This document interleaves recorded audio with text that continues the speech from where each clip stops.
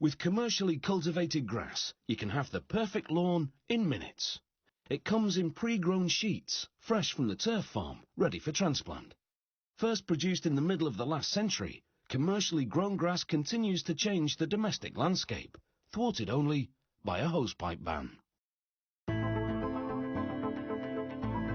If you haven't got time to sit around watching the grass grow, then with commercially cultivated turf, there's no need. Upon delivery, workers simply unroll it and trim it. It's like laying a carpet, and in fact, it is a living carpet. With regular watering, it will start to put down its own roots.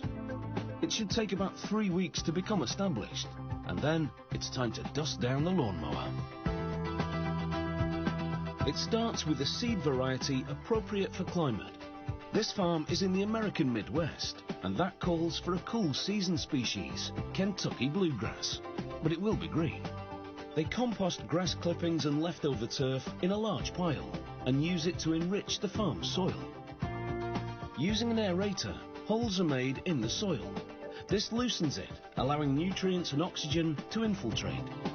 Aerating also breaks up the rootstock left over from the previous crop. And since grass is a perennial, a new crop will grow from these leftovers, and they'll only need to plant seed every 3 or 4 crops. After only about 5 weeks, the grass has begun to sprout. A sprinkler system helps spur the growth. It's called a central pivot irrigation system, a wheeled tower that is 366 meters long with numerous sprayers that slowly circles the field to give the grass a methodical watering.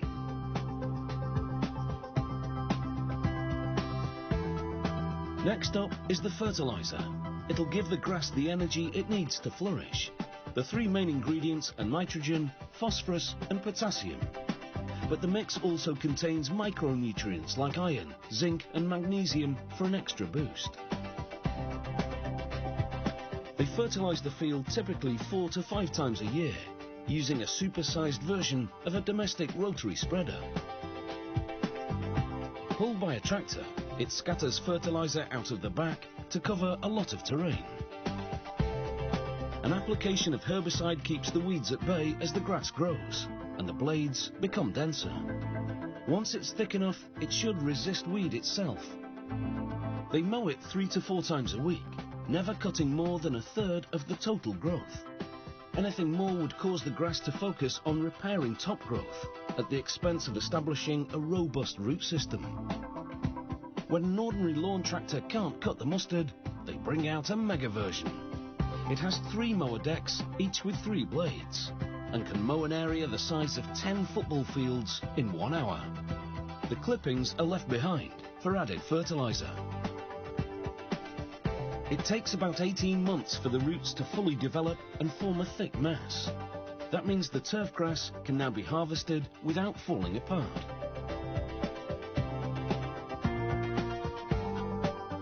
As the harvester moves forward, rollers at the front compress the grass.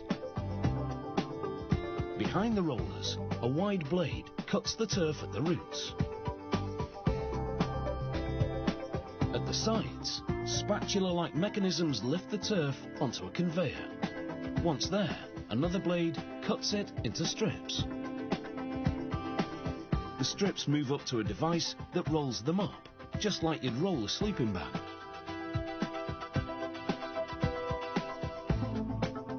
The conveyor transfers the rolls to a platform, where a robotic arm retrieves them and stacks them on a pallet, 5 at a time.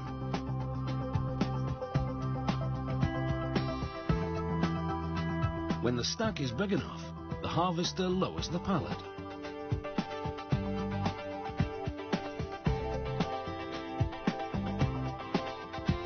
A forklift collects the rolled turf for shipment. This turf has been cut to order for same-day delivery. They'll lay it fresh from the farm, so it doesn't have time to dry out and turn yellow. This grass has been a 1.5 years in the making. It's now ready to transform a bare garden into a lush one. No doubt making the neighbours green with envy.